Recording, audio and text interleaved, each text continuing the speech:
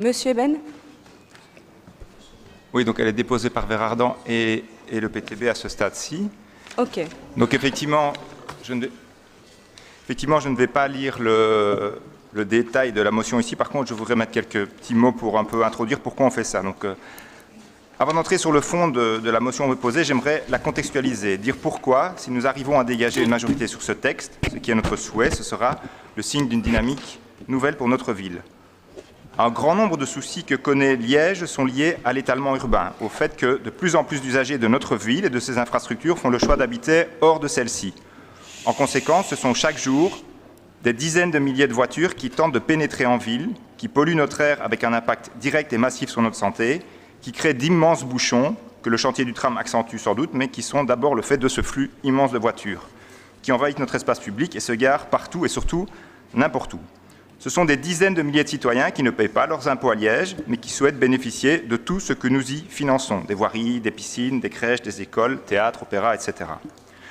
Le leitmotiv de cette majorité, c'est que pour éviter cet exode, il faut construire. Tout le monde cite en permanence, comme un mantra, le chiffre de 15 000 logements issus du PUM et la répartition un tiers entre villes, première et seconde couronne. Il faut dire deux vérités importantes à ce sujet. La première sur le chiffre lui-même. Il est issu du SDAL, et est basée sur une croissance de la population dont on voit année après année qu'elle est largement surestimée. Mais cela arrange bien les promoteurs, évidemment. On construit aujourd'hui bien plus d'habitations qu'il n'y a de nouveaux ménages en Wallonie, donc environ 130 000 nouveaux logements pour 70 000 nouveaux ménages depuis 2010. En conséquence, ce sont des kilomètres carrés qui sont bétonnés, mais aussi des maisons qui sont vides par milliers. La deuxième vérité concerne la répartition.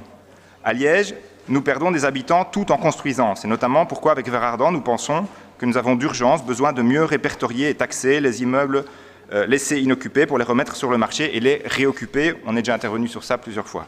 Donc soyons clairs, il faut construire d'abord en ville, et en fait il faudrait bien plus qu'un tiers des constructions de l'agglomération qui soient sur le territoire de la ville.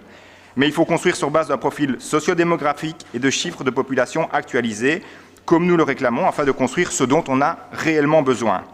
Parce qu'on le voit bien, pour avoir des habitants, il ne suffit pas de construire. Notre conviction avec Verardan, c'est que le premier objectif est donc de donner envie de rester, vivre dans notre ville. Et la présence d'espaces verts, comme la qualité de l'espace public libéré, des voitures, sécurisées, accueillants, ou des services à la population, c'est essentiel. Il faut construire sans détruire la nature, et c'est faisable. Pour rappel, dans le cadre du SDC, l'étude de Baumans-Defay prouve que les 15 000 logements sont absorbables dans l'existant.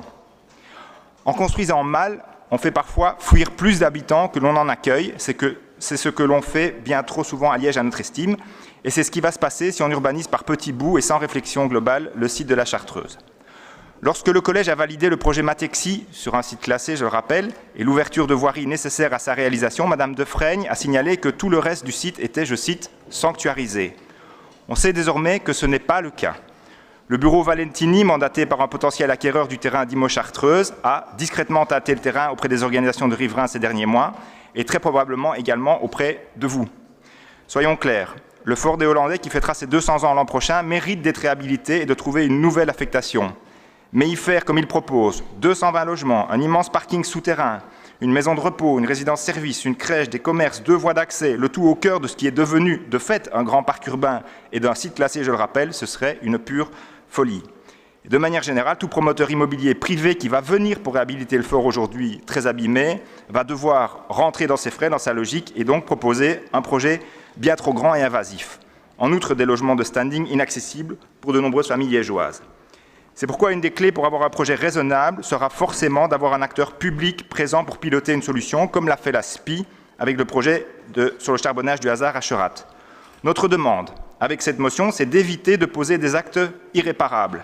C'est de réellement œuvrer à sanctuariser le site tant que le SDC ne nous propose pas une vision claire. Nous ne sommes pas dans une logique NIMBY, et d'ailleurs les organisations mobilisées sur ce sujet non plus, mais bien dans une logique de bien commun. Depuis l'acquisition par la ville d'une partie du site en 1998, le monde a changé, la façon de construire nos villes aussi. Lors des diverses consultations populaires, les Liégeois ont dit avec force leur attachement à ce site et leur opposition à son urbanisation. Il faut entendre cette voix citoyenne. La ville n'a pas seule toutes les clés en main. La région doit nous aider.